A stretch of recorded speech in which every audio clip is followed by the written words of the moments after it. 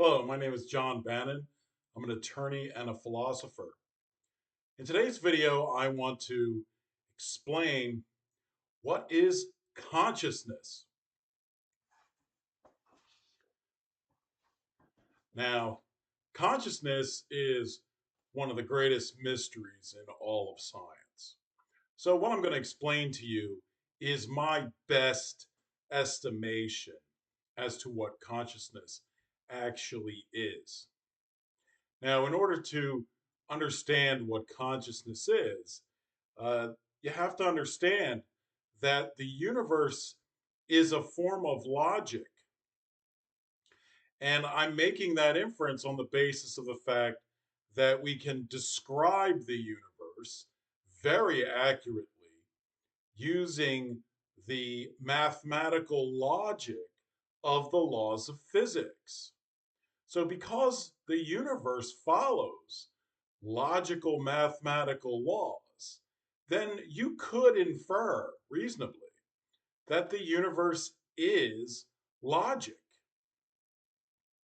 So, our universe is really this exhibition of particle logic, and that is what we call the universe. That's the natural reality of the universe. The universe is comprised of particles, and those particles are organized to follow patterns that we can accurately describe using logical mathematical laws of physics. So, those particles are demonstrating logic, and they're also manifesting this natural reality that we call our universe. Um, so, because of that, one can reasonably infer that consciousness is a different natural reality that uses a different form of logic. If the universe can manifest a natural reality based on particle logic, then why can't consciousness be a manifestation of a different form of natural reality based on a different form of logic? So, the mysterious question of what is human consciousness can be answered as a natural reality based on a different form of logic that is structured in our brains. So, the hard problem of consciousness really asks what are these qualia in our consciousness comprised of? Qualia such as the color red. So if you took somebody who has never seen the color red and you tried to describe everything you know about red to that person, including all the neuroscience and how your brain works in reaction to input from your retina based on certain wavelengths of light. So if you explained all the science to her perfectly and everything there is to know about the physical reality that results in the color red,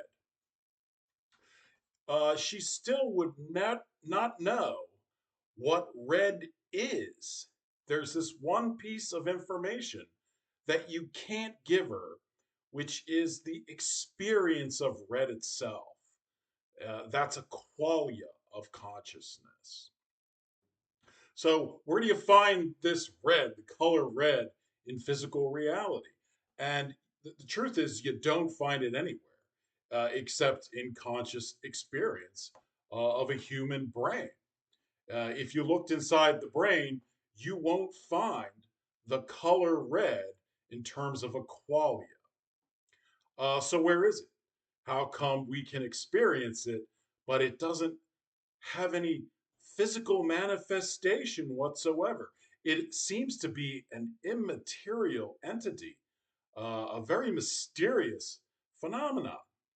Well, the answer I would give you is the color red is an aspect of a different natural reality that humans um, experience as, that is manifested from a different form of structural logic in their brain. So one could posit a logic of the possible structured in the brain using brain particles that allow the illusion of qualia coming into and out of existence in moving time with reference to an identity. Moving time is an illusion in our superdeterministic static block universe. So we live in a static block universe without physical causation. If you want proof of that, read Dr. Hanson's proof at Physics Essays, Volume 33, Number 2, pages 216 to 218, June of 2020. So, because cause and effect is not real, then nothing in our static block universe moves. Nothing moves, but we experience movement nonetheless in our consciousness. So that experience of motion, it has to be an illusion because nothing in the universe moves. So this is what I would call an aspect of the logic of the possible. So you can think of a logic that allows for qualia to come into and out of existence, very transitory qualia, um, in this illusion of moving time with reference to a specific identity. And that identity is your conscious self. So your conscious self is an aspect or qualia of the logic of the possible, and the qualia you see come in and out of existence in reference to that central personal identity that we call human consciousness. Um, Now, because qualia are based on logic, then qualia must have a natural reality in order to exist.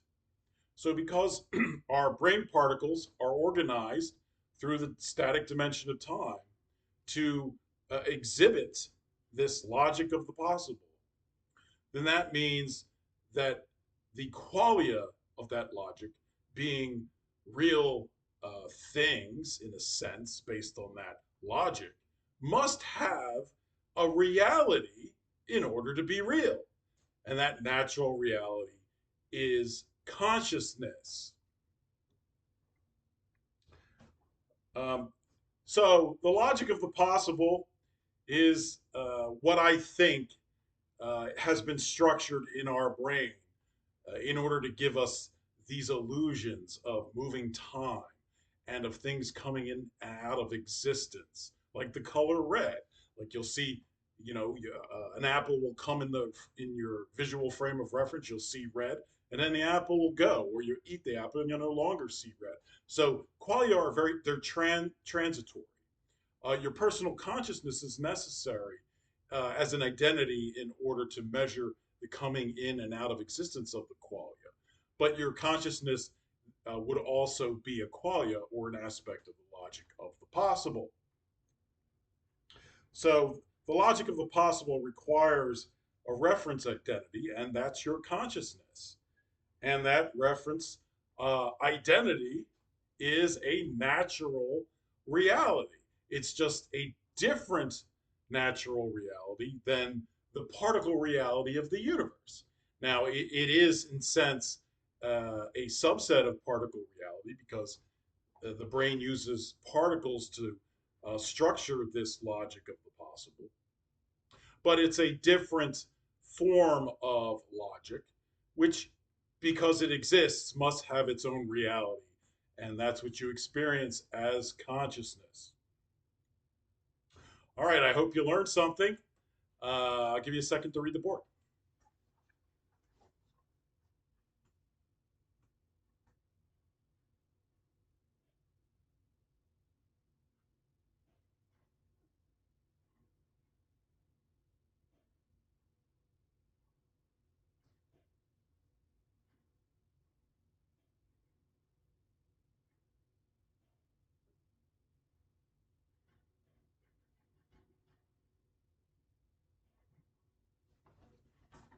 All right, until next time, take care.